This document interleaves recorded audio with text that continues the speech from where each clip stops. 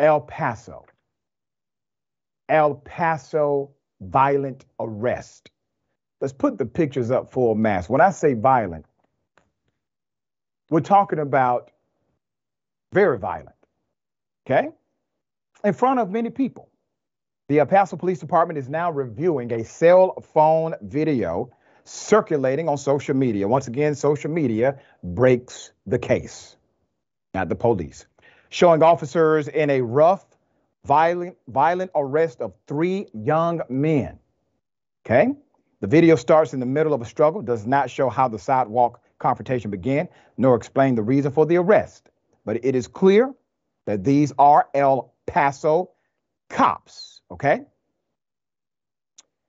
At least 4 officers and 3 young men are visible in the video, along with onlookers. There may be more involved outside of video range. In the video, 2 officers wrestle in the dirt with the young man, who appears to be holding something in one hand, and as other people around shout. At one point, an officer has the man in a headlock, and the second officer punches him directly in the face.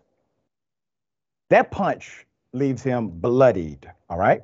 A man goes up to the officers fighting with the teen and then is pushed up against the car by another officer.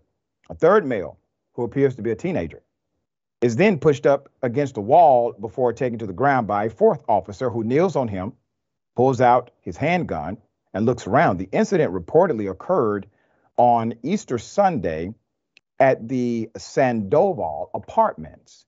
So here's a statement from the police about the video. The police department is aware of the video circulating on social media where officers are shown using force. The incident is under review, the department said in the statement, providing 0 details. Now, I got to say this.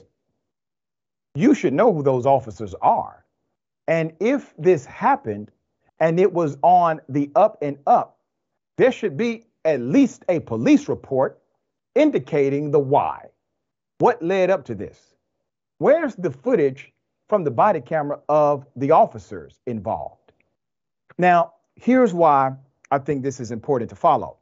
There's a reason why the witnesses were recording, okay? This looked, at least to them, to be an outrageous misuse of force by law enforcement. And for cops not to be able to readily say directly, here's what happened, here's what we know, and here's the why. Here's the police report that's available to the public. It's a public document. Nothing. They provide 0 transparency and 0 indication they know what the hell is going on. Let's put up the chief. He's the interim guy. All right. His name is Peter Pakilis. He's the interim chief of police for El Paso County.